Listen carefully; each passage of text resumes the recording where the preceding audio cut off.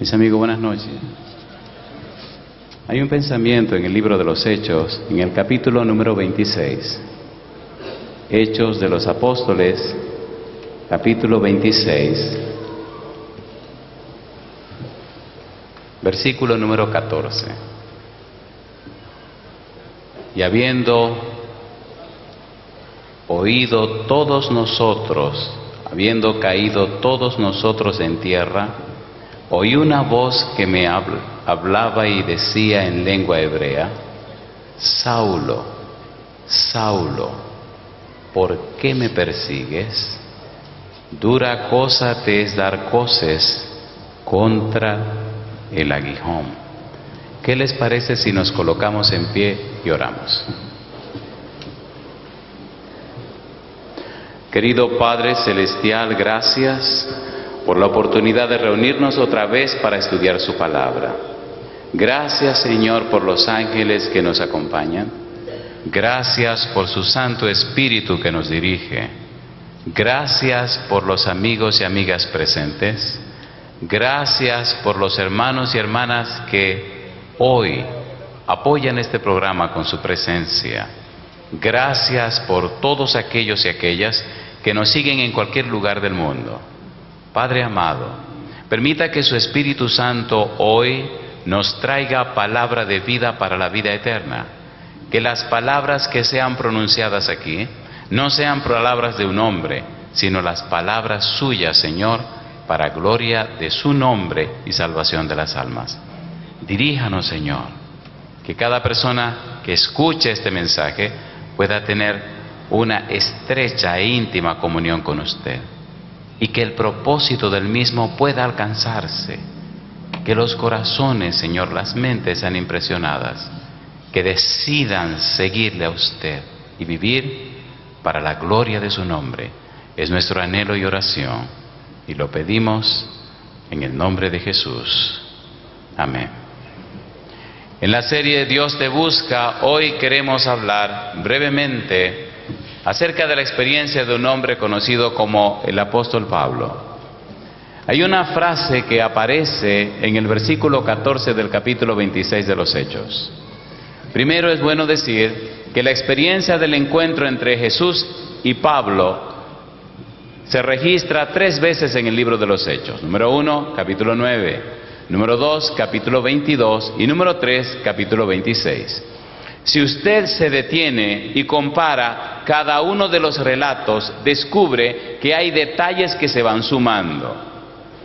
Y es interesante ver cómo el apóstol Pablo, en circunstancias distintas, refiere esa historia. Y es bueno ver cómo el autor del libro de los Hechos, Lucas, presenta todo el acontecer de la experiencia de Pablo. Y es bueno entender por qué en el encuentro entre Jesús y Pablo, el Señor Jesús decide usar una frase que no es judía, que no es hebrea, que la usaron en Tarso, donde Pablo estudió su primer doctorado en filosofía, y le plantea a Pablo un pensamiento que no es de la lengua hebrea. Y llama la atención de Pablo en el encuentro que tiene con él. El apóstol Pablo, relatando su experiencia, dice que él iba para Damasco con cartas para tomar preso a los cristianos. A unos los encarcelaba e inclusive él refiere: hasta llegué a apoyar la muerte de algunos. Y ya conocemos la experiencia de Esteban en Hechos capítulo número 7. Ahora, rumbo a Damasco, se encuentra con Jesús. Y en la conversación entre Pablo y Jesús define, número 1, la visión de Pablo. Y también define la misión de Pablo. Porque cuando un hombre o una mujer tiene una clara visión de Dios, tiene entonces una definida misión que cumplir. El Señor no habla de posibilidades, no habla de probabilidades. El Señor ni siquiera habla de algo confuso o que no esté claro. Cuando Dios llama a un hombre o a una mujer, le dice exactamente y específicamente lo que quiere que haga. Y allí la importancia del capítulo 1 del libro de Efesios, donde el apóstol Pablo ora para que la persona tenga sabiduría en el conocimiento de la revelación de Dios, para que la persona conozca a su Dios y sepa qué es lo que su Dios quiere con su vida. Cuando usted conoce la visión de Dios, cuando usted entiende la misión que Dios tiene para usted, la vida cobra un sentido y un significado que trasciende el mero hecho de hacer cosas, de realizar actividades o de ejecutar acciones. Es algo que va más allá del simple hecho de hacer algo. La vida del apóstol Pablo nos enseña y nos muestra cómo un ser humano, una persona, un erudito, un conocedor, un doctor de la ley, un doctor en filosofía, una persona preparada, tan preparada que no escribió todo lo que pudo haber escrito, tan preparada que es el mayor escritor de los libros del Nuevo Testamento, tan preparada que es el que explica y define la doctrina y las enseñanzas del Señor Jesús, tan preparado que es el que le da un cierto sentido con su teología al Nuevo Testamento.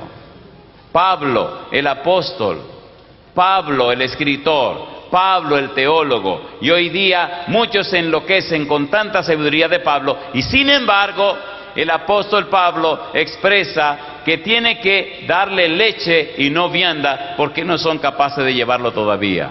¿Cuántas cosas se fueron a la tumba con Pablo? ¿Cuánto conocimiento y revelación se fueron a la tumba con este hombre?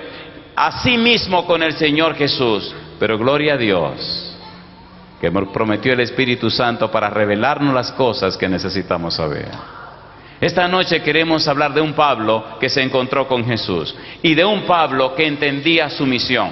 Pero más que Pablo, quisiéramos resaltar la manera como Dios, como Jesús buscó a Pablo y cómo añaden el elemento de Pablo a Ananías y el diálogo entre Jesús y Ananías.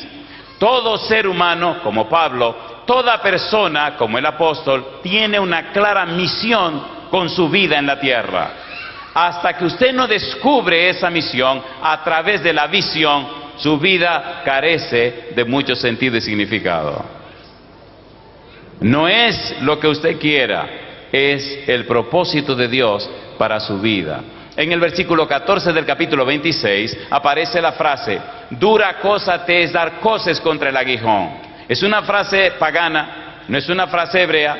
El significado de la frase Pablo lo entendió porque se refiere a, en Tarso, cómo una persona se pone a luchar contra los dioses. Cómo un ser humano lucha contra aquellos contra los cuales no puede luchar. La idea de Jesús para Pablo es: ¿cómo se te ocurre, muchacho? ¿Cómo te atreves a luchar contra Dios? Que tú no sabes lo que estás haciendo. Y es bueno entender la reacción de Pablo. Cuando Pablo descubre que está luchando contra Jesús, cuando Pablo escucha de los labios de Jesús, cuando Pablo tiene la experiencia con Jesús, cuando Pablo se reúne con Jesús, cuando Pablo tiene la discusión con Jesús, el análisis con Jesús, inmediatamente la vida de Pablo cambia en ese preciso instante. Una sola reunión, una sola entrevista y aquel perseguidor se convierte de perseguidor a perseguido. Y aquel rabino judío se convierte en un discípulo de Jesús. Y aquel arrogante y perseguidor hombre de la iglesia se convierte en una persona humilde y sencilla. Y aquel miembro del Sanedrín se convierte en un predicador itinerante. Y aquel Pablo se convierte nada más y nada menos que en un instrumento de Dios. Me gusta cómo Jesús le da los detalles, pero antes, Hechos capítulo 9, me gusta la conversación de Jesús con Ananías. Leamos, por favor. Hechos capítulo 9, después que se relata la experiencia de Pablo, entonces ocurre lo siguiente. Dice el versículo 10. Había entonces en Damasco un discípulo llamado Ananías, a quien el Señor dijo en visión: Ananías. Y él respondió: heme aquí, Señor. Y el Señor le dijo: levántate y ve a la calle que se llama Derecha y busca en casa de Judas a uno llamado Saulo de Tarso, porque he aquí él ora y ha visto en visión a un varón llamado Ananías, que entra y le pone las manos encima para que recobre la vista. Una pregunta para ti. ¿Sabe el Señor Jesús dónde vive cada persona en la tierra? ¿Sí o no? ¿Sabe el Señor Jesús dónde vives tú? ¿Sí o no? ¿Sí o no? Si el Señor Jesús sabe dónde vive cada ser humano, entonces Jesús sabe la necesidad de cada persona. ¿Y cómo es posible que un mundo lleno de necesidades, de personas que gritan conocer a Jesús, de personas que anhelan conocer a Dios, de personas que necesitan conocer la palabra, ¿dónde están los Ananías? ¿Dónde están las personas que tienen una comunión tan estrecha con Dios, que son capaces de hablar con Él para ir a atender a las ovejas que andan gritando y necesitando la predicación del Evangelio? ¿Dónde están los Ananías que se entrevistan con Jesús? ¿Dónde están los Ananías que van como herramientas del cielo para suplir las necesidades de los demás? Recuerde que la obra que iba a hacer Pablo, Ananías no la podía hacer. Ninguno de los discípulos hicieron la obra de Pablo. Y ahora Jesús tiene un Ananías en Damasco para decirle a Pablo lo que debe hacer. Alabado sea el nombre de Dios. Qué honor tan grande para Ananías. Primero viene Jesús y habla con Pablo y le dice: se te dirá lo que debes hacer. Y ahora viene Jesús a la casa de Ananías. No envió un ángel, vino personalmente. El mismo Jesús visitando a Ananías en su casa para decirle lo que debe hacer. Una de las cosas que los cristianos debemos entender es que el Evangelio no es de hombre, el Evangelio es de Dios. El Evangelio es poder de Dios, el Evangelio es un asunto del cielo, no es asunto de los hombres. Los más empeñados en el Evangelio son el Padre, el Hijo y el Espíritu Santo y los ángeles del cielo. Este asunto no es de nosotros, es de Dios. El Evangelio no depende de los hombres, el éxito del Evangelio depende de Dios, pero necesita de los hombres. ¿Dónde están los Ananías? ¿Cuántos hogares en la ciudad de Santa Fe no están necesitando que se le predique el Evangelio? ¿Dónde están los Ananías para que vayan a la casa derecha, a la casa de Judas, a tocar la puerta y decirle: aquí me mandó el Señor a decirte que camine a la reunión? ¿Dónde están los Ananías? ¿Dónde están los Ananías? Ananías se asustó. Me imagino a Ananías pensando: ay, ay, ay, van a engañar al Señor. El Señor no sabe que me está mandando para la boca del lobo. ¿Sabía Ananías quién era Saulo de Tarso? ¿Sí o no? ¿Sí o no? ¿Sabía Ananías que Saulo de Tarso venía para Damasco a arrancarle la cabeza a los cristianos? Y ahora se le ocurre al Señor decirle que vaya a esa casa para que se encuentre con Saulo de Tarso. ¿Qué significa eso? Bueno, hay que darle la información a Jesús, porque me parece, dice Ananías, que él no está claro en la información que debe recibir. Mire usted lo que le dice Ananías, capítulo 9, versículo 13. Entonces, ¿qué cosa? Ananías respondió: Señor, he oído de muchos acerca de este hombre, cuántos males ha hecho a tus santos en Jerusalén, y aún aquí tiene autoridad de los principales sacerdotes para prender a todos los que invocan tu nombre. El Señor le dijo: ve, porque, ¿qué cosa? Instrumento escogido me es este, para llevar mi nombre en presencia de los gentiles y de reyes y de los hijos de Israel, porque yo le mostraré cuánto le es necesario padecer por mi nombre. Mi pregunta: ¿sabía Jesús quién era Pablo? Sí, por eso le dijo: ¿por qué me persigues? Mi pregunta: ¿entendía Jesús lo que estaba pasando? Sí. Mi pregunta: ¿estaba Jesús escogiendo a Pablo? Sí. ¿Conocía Jesús las intenciones de Pablo? Sí. ¿Los motivos de Pablo? Sí. El apóstol Pablo pensaba que estaba persiguiendo a personas que eran enemigas de Dios. Y cuando se encontró con Jesús y descubrió que estaba persiguiendo a Jesús, automáticamente su mente cambió, sus esquemas cambiaron, sus patrones mentales cambiaron, todo cambió. Y entonces decidió colocarse del lado de Cristo Jesús. Gloria a Dios que el Señor Jesús tenía en Damasco a un Ananías. Y yo te pregunto: ¿te gustaría ser el Ananías de Dios en la ciudad de Santa Fe? ¿A cuánto le gustaría ser el Ananías? A mí me gusta esa cuestión de predicar, pero no me gusta ir donde yo quisiera ir. Me gusta ir donde el Señor quiere que yo vaya. ¿Se entiende, por favor? ¿Se entiende o no se entiende? ¿Sí o no? Y estamos aquí porque Él quiso que estuviéramos aquí. A veces a la oficina llegan algunas llamadas y la persona que está del otro lado dice: Pastor Portes, digo, para servirle, mire, le llamamos de cualquier lugar, queremos una campaña y queremos armarla, tenemos tanto dinero y podemos hacer tal cosa, tal cosa, tal cosa. Le digo, le felicito por el dinero que tiene, queremos que usted venga. Le dije, ¿cómo no? Vamos a orar. No, ya nosotros estamos orando. Bueno, pues sigan orando. Bueno, ¿y hasta cuándo tenemos que orar? Hasta que el Señor se le ocurra decir si voy o no voy. No, pero entonces denos una fecha definida. Digo, yo no voy a jugar a ser Dios. No, pero es que necesitamos una fecha. Digo, pongan la fecha que ustedes quieran, pero yo no les garantizo que voy a estar en esa fecha. Yo le hago una pregunta, ¿esto es del Señor o es de nosotros? A ver, ¿de quién es este negocio? Del Señor. Y Él sabe cuándo deben ser las cosas, cómo deben ser las cosas, dónde deben ser las cosas, ¿sí o no? Tenga cuidado de jugar a ser Dios. Dios está al timón de su obra. Dios sabe lo que se debe hacer. Él sabe cuándo se debe hacer. Ahora, dice Dios, necesito un paladín.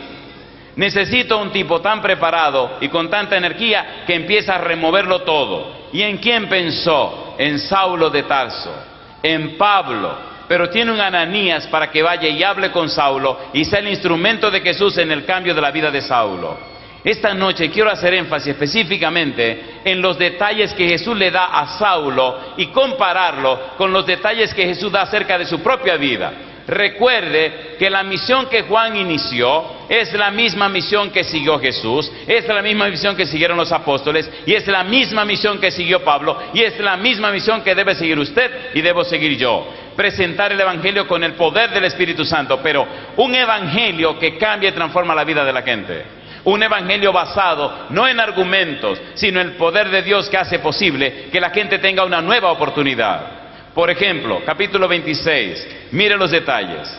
El Señor Jesús, hablando con Saulo, le da los detalles de lo que Él quiere, le define la misión y le declara en detalles cuál será el propósito de su llamado. Capítulo 26, versículo número 16, le dice el Señor Jesús: pero levántate y ponte sobre tus pies, porque para esto he aparecido a ti, para ponerte por ministro.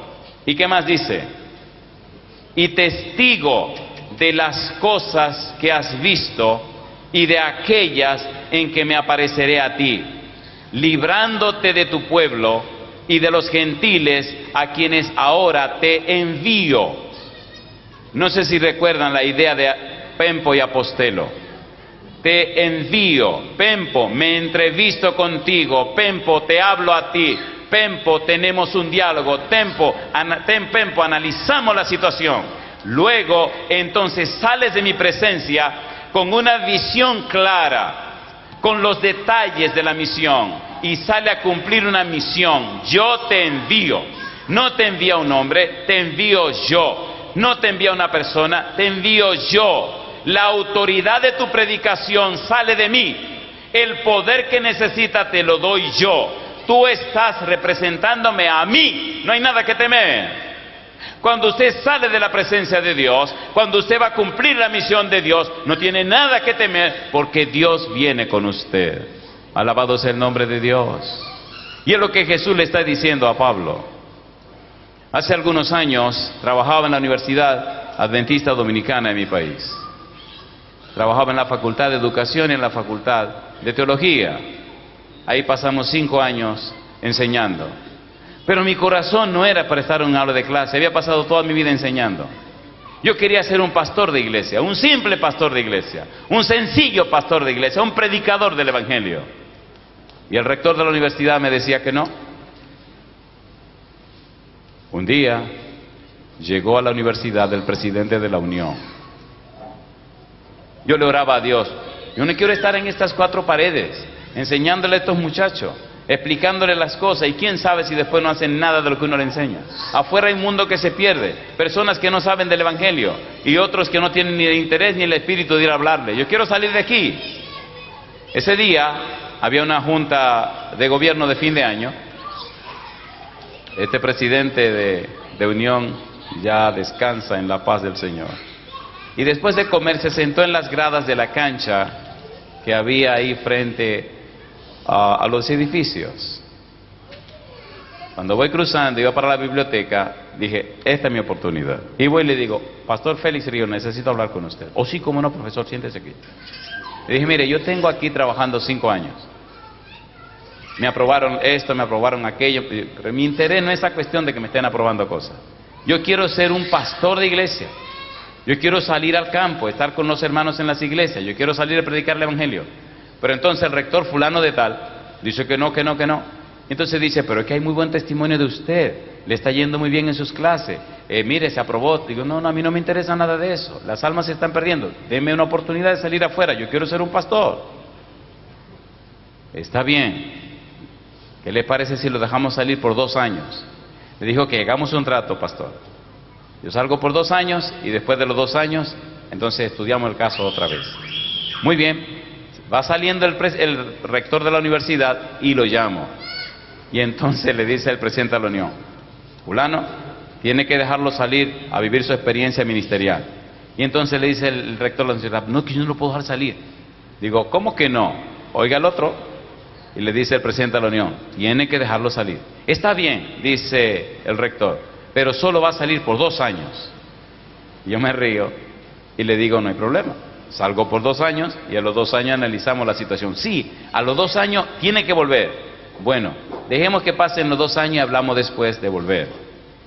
Pues salimos, 1991, tenía 31 años. Gracias a Dios tenía todo mi pelo y el pelo era negro. Qué barbaridad, si me hubiera quedado en la universidad hubiera tenido más pelo en la cabeza, pero hubieran menos almas para ir al cielo. Doy gloria a Dios que perdí la cabellera, pero las almas se han entregado a Cristo Jesús. Y oiga qué cosa linda, oiga qué cosa linda. Mi primer distrito era la iglesia de Betel. Recuerde que estamos hablando de la visión y la misión, cómo Cristo le define al hombre o a la mujer que llama lo que tiene y debe hacer. Llegamos a una ciudad que se llama Santiago, a la iglesia de Betel. Cuando llegamos, ustedes saben que en las iglesias hay trigo y cizaña, ¿verdad que lo saben? ¿Lo saben o no lo saben? Y en las iglesias siempre hay pichones de demonios para trastornar todo y acabar con todo. ¿Verdad que lo saben de mí? ¿Sí o no? Siempre hay unos pichones de demonios que están para molestar y fastidiar y que las cosas no se hagan. Pero bendito sea Dios, esos pichones de demonios son necesarios también para que la cosa se ponga más sabrosa. Llego a mi iglesia con el interés de, número 1, dar seminarios sobre dones espirituales, a dar seminarios sobre, número 2, sobre organización de iglesia, administración eclesiástica, sobre todas esas cosas que le enseñaba a los muchachos en la universidad. Pero había un pequeño pichón de demonio en la iglesia, y ojalá que me estén viendo en la República Dominicana. Y este pichón de demonio se propuso acabar con mi ministerio antes de comenzar. La iglesia no estaba preparada para una campaña evangelística. Ustedes saben que las campañas evangelísticas son como la siembra y la cosecha de los productos, ¿sí o no? ¿Sí o no? Hay que preparar y prepararse, hay que organizar las cosas, hacer los grupos de trabajo, hay que sembrar la semilla, hay que regar la semilla, se toma su tiempo, hay todo un proceso. Y este pichón de demonio se propuso armar una campaña, inmediatamente llegar a la iglesia para que los resultados fueran negativos y entonces decir, este no sirve para el evangelio. ¿Ustedes me están entendiendo? ¿Se entiende o no se entiende? Compadre, me puse nervioso. Cuando estamos en la junta, muy ufano, él era el director misionero, dice, bueno, propongo que hagamos una campaña evangelística inmediatamente con el pastor.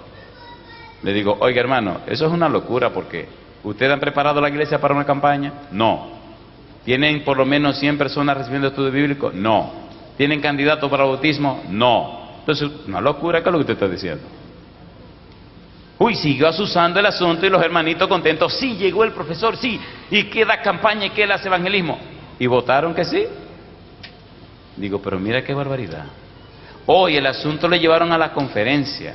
Uy, la conferencia aprobó dar un dinerazo, un dinero para la campaña. Y el tipo se la estaba gozando y estaba montando todo en la nada. Me puse nervioso, me asusté. Y dije, pero Dios mío, que esta gente no ven que las campañas no son una locura, eso tiene que prepararse bien. Estaba tan nervioso, tan tenso que no podía dormir, porque las cosas se hacen y hay que hacerlas. Se nombraron las comisiones, se nombró todo. Le dije, ok, denme una lista de personas que están recibiendo estudios bíblicos. No hay lista. Denme los nombres de las personas que están dando estudios bíblicos. No hay nombres. E insistían en la campaña. Una noche, el fin de semana debía comenzar la campaña, ya no aguantaba, no podía dormir.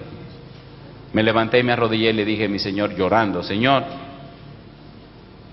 esto no puede ser, esto es una locura. Señor, pero ¿cómo usted está permitiendo esta situación? Y ansioso y desesperado y asustado, le dije, Dios mío, yo necesito que hablemos esta noche, pero eso es ya. Y seguí orando y seguí rogando, y del cansancio o no sé, me acosté y me dormí. Qué cosa rica. ¿Está interesado Jesús en su iglesia, sí o no? ¿Sí o no? ¿Está Cristo pendiente de sus hijos, sí o no? ¿Saben cuál es nuestro peor problema, nuestro mayor problema? Que creemos en Cristo, pero no le creemos a Cristo. ¿Sí o no? Para usted creer en alguien, tiene primero que creerle a ese alguien. Tiene que conocerlo. Recuerdo que me dormí esa noche y tuve un sueño maravilloso en la casa donde crecí. La casa donde crecí está detrás de la casa de una señora que era bruja, según decían los vecinos.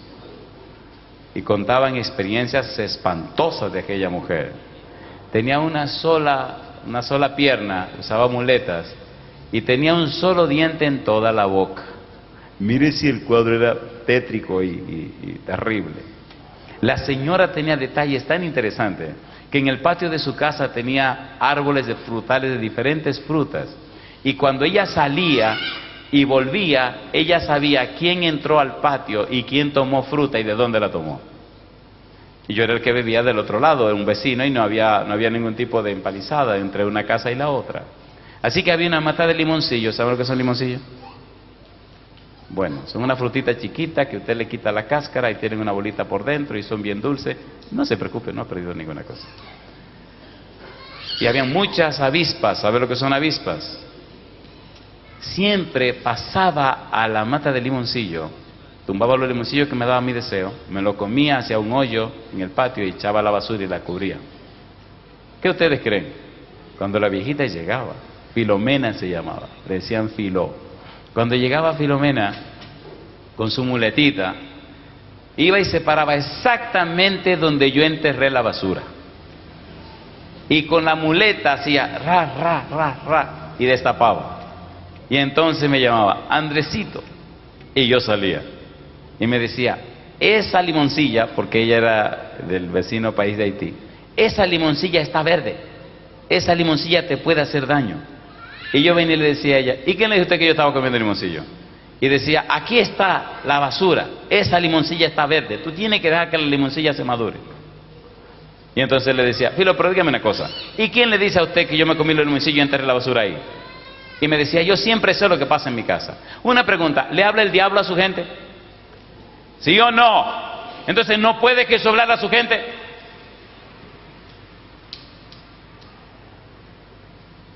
Esa noche me sueño en esa casa y sueño que unas personas vienen a perseguirme. Después que se oyen unos escándalos y unas cosas, yo estoy dentro de la casa, la gente grita afuera, ahí está, vamos a matarlo.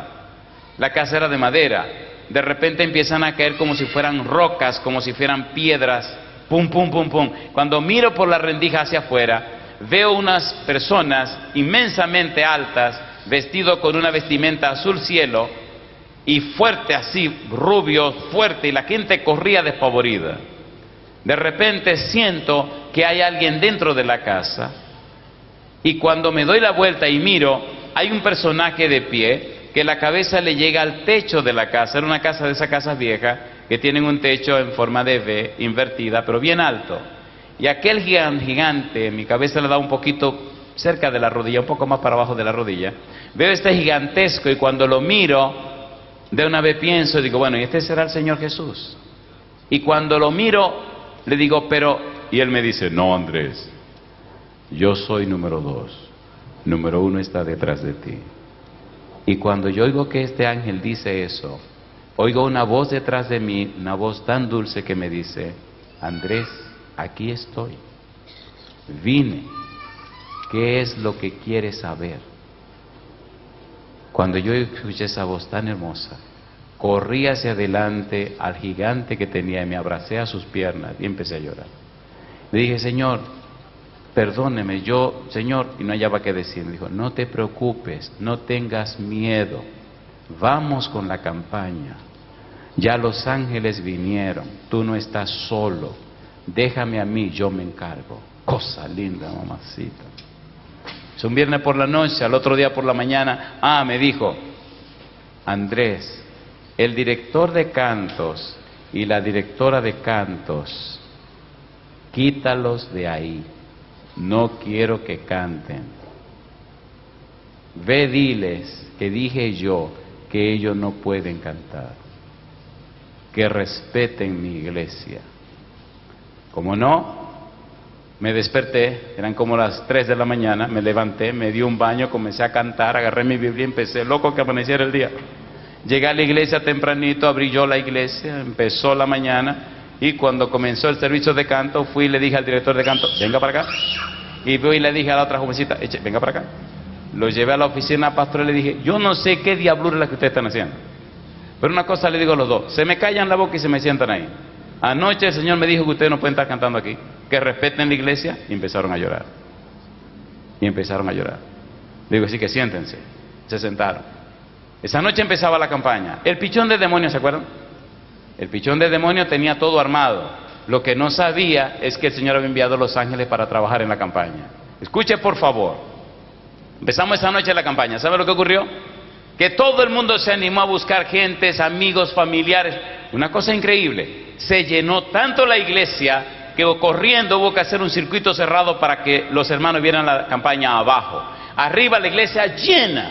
Abajo, el salón de abajo, el primer piso, el sótano, lleno con los hermanos. Y comenzamos la campaña. La campaña era 3 semanas. Pasamos 3 semanas. Y a la tercera semana, cuando la campaña debió terminar, las personas se estaban bautizando. Le dije, bueno, hermanos, hoy es la última noche. 3 semanas y aquí terminamos. Había una abogada llamada Dulce María Díaz que se levanta y dice, disculpe, licenciado, pero ¿hay alguna prisa en terminar esta campaña? Porque según entiendo, aquí nadie se quiere ir. ¿Es usted que quiere terminar la campaña? Y le dije, ¿quieren que duremos 3 semanas más? 3 semanas más, fantástico. Seguimos 3 semanas más. 3 y 3 son 6. Por lo menos me lo imagino. ¿No es así? 3 semanas más. Terminamos esas 3 semanas más. Habíamos pasado 6 semanas de campaña. Cuando terminaron esas 3 semanas y bautizando todos los fines de semana. Cuando pasó la otra 3 semanas, le dije, bueno, ahora sí vamos a terminar, porque ya van 6 semanas. Y entonces dice Dulce María, bueno, pero ¿y cuál es la prisa? Que hable otro. Y entonces se para otra persona que trabajaba en la presidencia en la capital y dice, licenciado, espérese un momento, ¿por qué usted no predica hasta que la gente quiera? Digo, ¿cómo así? Sí, ¿quién se quiere ir? Nadie. ¿Cuántos se quieren quedar? Y levantaron todos la mano. Pues siga. Digo, 3 semanas más, 3 semanas más. Seguimos 3 semanas más. ¿Cuántas semanas van? Y la iglesia llena de gente. El pichón de demonio, al finalizar la primera semana y al ver las cosas que estaban pasando, le dijo a un colega, bueno, yo mejor me voy de aquí. No sea que yo impida lo que Dios quiere hacer. Y se espantó y se fue. Jamás volvió a la iglesia. Las 9 semanas en ese solo lugar se bautizaron 134 personas y ahí abrimos 2 iglesias, la iglesia de Rafael y otra iglesia más en el ensanche Bermúdez. Pasamos entonces, al finalizar las 9 semanas, pasamos a otra iglesia, la iglesia de la Caridad. En la iglesia de la Caridad solamente pudimos durar 8 semanas más. Así que 8 y 9, ¿cuántas semanas son? 17 semanas dando campaña todos los días. Y allá se abrió la iglesia de Esmirna y otra iglesia más. Y otro grupo de gente se bautizaron. Yo le pregunto, ¿estaban los ángeles ahí o no estaban ahí? ¿Estaba Jesús en eso o no estaba en eso? Entonces, ¿por qué no nos consagramos? ¿Por qué no nos conectamos con el dueño de este negocio? ¿Por qué no dejamos que él tome el control del asunto? Yo le pregunto, ¿esta semana la organizó él, sí o no? ¿Ha estado con nosotros, sí o no? ¿No le parece que es tiempo ya de que nos ajustemos y nos enfoquemos para la gloria de Dios? A ver, ¿sí o no? Me gusta Jesús porque Él no ha abandonado su obra. Me gusta Jesús porque Él no se quedó de lado. Él está en el centro de este negocio. Cuando habló con Pablo, le explicó a Pablo, le definió a Pablo, le dijo a Pablo lo que él quería hacer. Hechos capítulo número 26. Dice el Señor Jesús,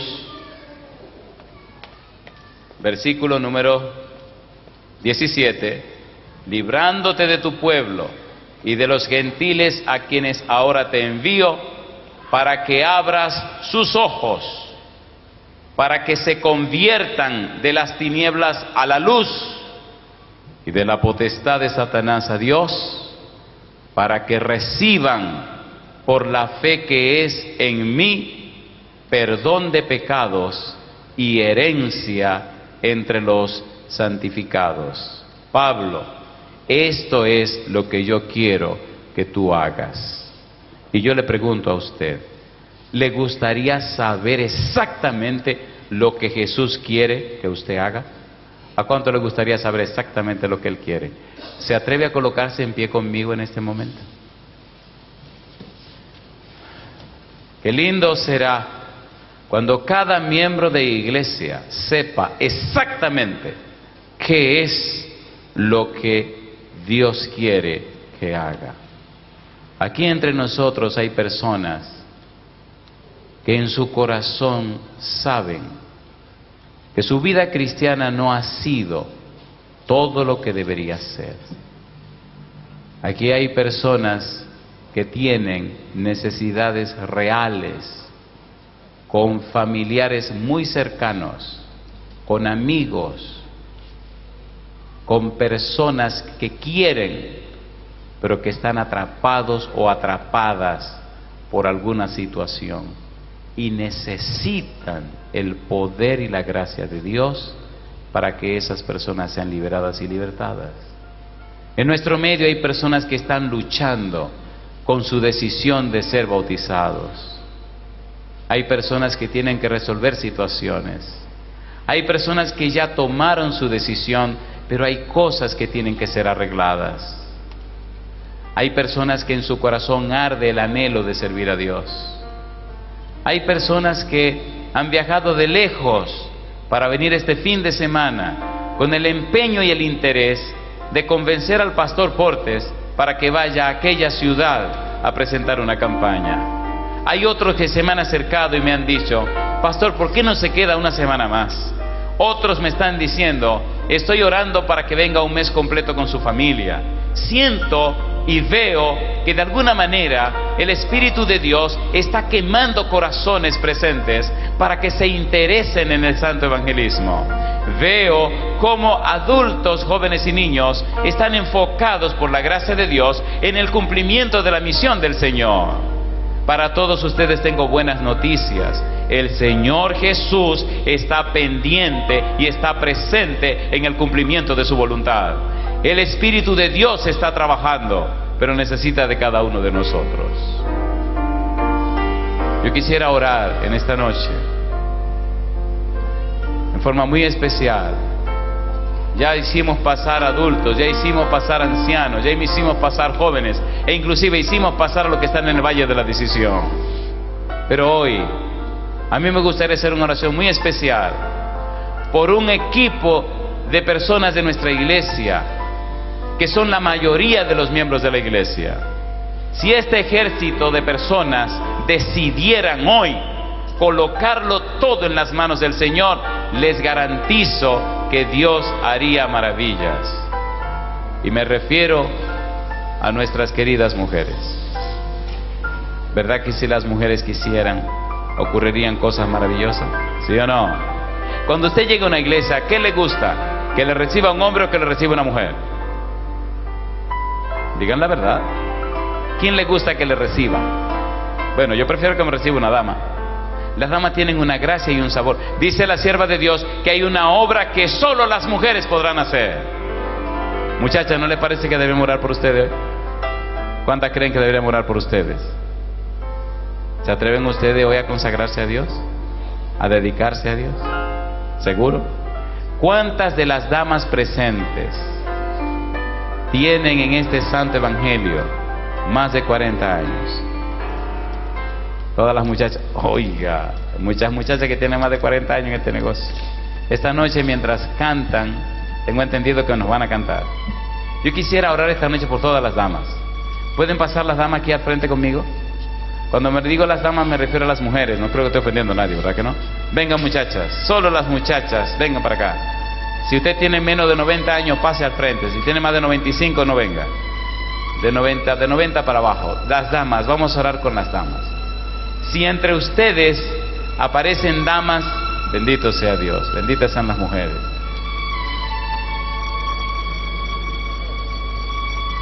¿Podrían acercarse un poquito más, muchachas? ¡Qué belleza! Bueno, si ustedes miran para atrás se dan cuenta que este mundo está hecho completamente de mujeres. Cuando lleguemos al cielo, me imagino que le van a decir a los hombres, pónganse en aquel rinconcito. Y a las damas, vengan, llenen el espacio, bendito sea Dios.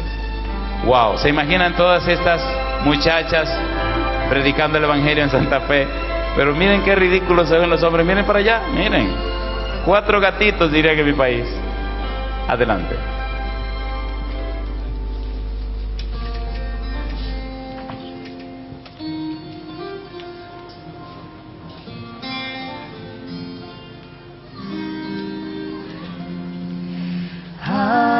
Aquel quien la buena obra empezó,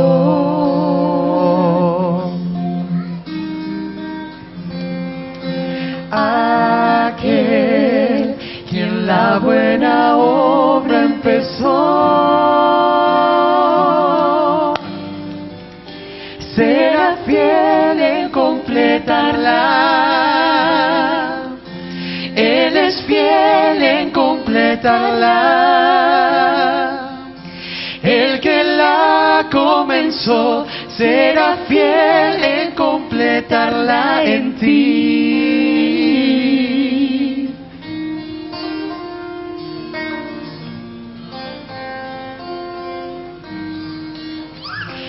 Si la lucha que enfrentas a tu esperanza tornó ya sin paz, o de tanto esperar, ya perdiendo tu canción estás. puedes creer que su mano está en ti. Seguro tú estás, nunca Él te ha de abandonar. Eres su gozo y su gran tesoro aquí.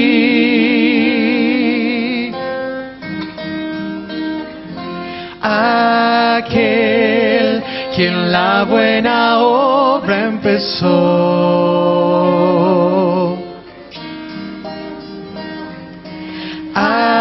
Aquel quien la buena obra empezó,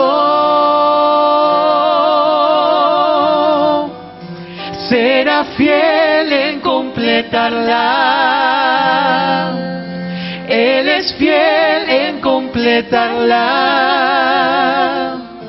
El que la comenzó será fiel en completarla en ti. Aquel quien la buena obra empezó.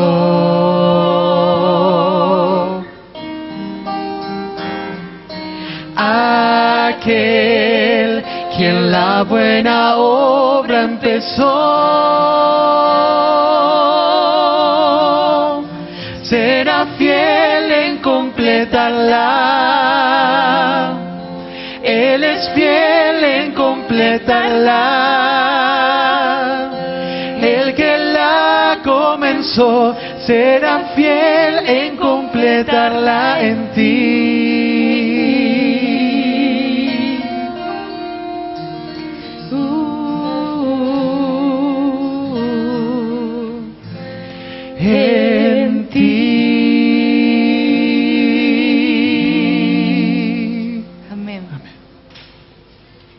atención la gran cantidad de jóvenes que hay en esta ciudad. Cuando caminamos por las calles, notamos que hay 5 o 10 jóvenes por cada persona adulta. Si ustedes miran aquí a su alrededor, esta población es eminentemente juvenil. ¿Se imaginan estos jóvenes consagrados a Dios, llenos del Espíritu de Dios, la obra maravillosa que se podría hacer? Y yo les pregunto, ¿no creen ustedes, muchachas, que es tiempo de que eso se logre ya? A ver, ¿sí o no? Aquí hay varios centros de estudios universitarios. Es por cantidad que se los ve caminando por las calles. A veces están empeñados y ensimismados en sus estudios, que no se dan cuenta ni quién le pasó por el lado. No son gente mala, son gente que quieren tener un futuro mejor, pero necesitan el contagio de un cristiano fiel. Pienso que si ustedes, queridas, toman la decisión y la iniciativa de preguntarle a Jesús qué debo hacer, Él se lo dirá. También noto que el enemigo ha hecho trabajo muy especial para dañar la vida de ustedes, hacerla sufrir. En esta semana he tenido que orar por personas que tienen cáncer.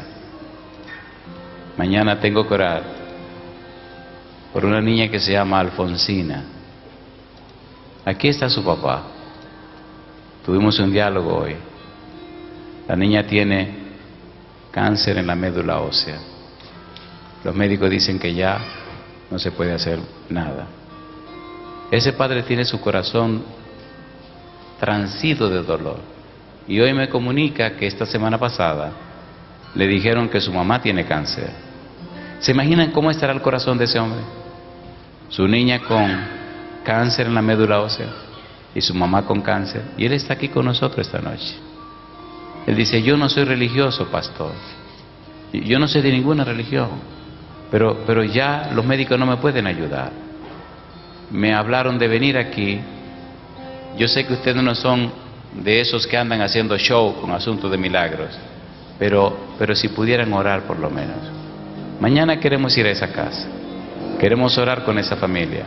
Y yo le pregunto a ustedes, ¿verdad que se le haría menos dolorosa la situación si hubieran damas que apoyaran esas necesidades? Para orar con esa mujer que tiene esa historia, para orar con esa niña que ya está señalada. Y quién sabe, Dios es soberano. Si aquí mujeres fieles se consagran a Dios y pueden orar por esas enfermas, quién sabe si Dios se la puede entregar. Muchos casos he vivido de enfermedades terminales y he orado a Dios y la persona se sana. Pero ¿verdad que sería más hermoso si la mayoría estuviéramos consagrados a Dios? ¿Entienden por favor lo que estoy diciendo? Hogares divididos, hogares separados, personas abusadas, familias destrozadas, que necesitan mujeres como ustedes, fieles y consagradas con una misión y una clara visión de Dios para darle consuelo, para darle ánimo y aliento, y también para traerla a los pies de Jesús. No soy feminista, tampoco soy machista, pero quiero ser un buen cristiano. Y pienso que esto es un asunto de todos. ¿Es así o no es así? Y que ahora es el tiempo nuestro. Me gustaría orar por ustedes, pero pedirle su permiso para atreverme a decirle a Dios que de hoy en adelante ustedes quieren ser mujeres nuevas, cambiadas y llenas del Espíritu Santo. ¿Puedo pedir eso? ¿Se atreven a colocar sus vidas en las manos del Señor para que haga como Él quiera? ¿Sí o no? Le voy a decir un secreto público. Lo que una mujer quiere, lo puede lograr el 99.99% de las veces. El 0.091% no lo logra porque no quiere. Si quisiera, entonces sería el 100%. Si ustedes quieren, sus esposos se consagrarían. Si ustedes quieren, sus hogares fueran un pedacito de cielo. Cuando una mujer clama a Dios, no hay ninguna oración que el Señor no escuche. Recuerden que a ustedes la sacaron de Adán, no de la tierra. Y recuerden que cuando Dios vino a preguntarle a Adán, primero cuestionó a Adán. Dios tiene un alto concepto de las mujeres. ¿Me permiten orar por ustedes ahora? Muchachas, ¿de verdad que se quieren consagrar? ¿Se atreven mañana que hagamos una reunión de oración con ustedes especialmente antes de la predicación de las 11? ¿Se atreven? ¿Se atreven a traer sus hijas, sus amigas, para que pidamos a Dios? ¿Y quieren que, de alguna manera, 2 o 3 de ustedes quieren ir conmigo para visitar a aquella familia? ¿Se atreven mañana en la tarde que vayamos? ¿Cuántos se atreven a acompañarme? Ay, mamá. Bueno, vamos a escoger 2 o 3 de ustedes. Una dama tiene cáncer. Su hija, los médicos la mandaron a la casa porque no hay salida. Pero Dios es todopoderoso. Querido Padre Celestial, gracias por estas mujeres decididas y entregadas a hacer su voluntad. Gracias, Señor, muchísimas gracias por la gran oportunidad que nos concede de servirle en la persona de sus hijos. Hoy pedimos la unción de su Espíritu sobre cada una de estas damas presentes. Que desde hoy, Señor, sus mentes sean cambiadas, sus cuerpos sean llenos de su Espíritu bendito y las convierten en embajadoras del cielo, mujeres para Dios, que vivan para la gloria de su nombre y para salvación de las almas. Es nuestro anhelo y oración.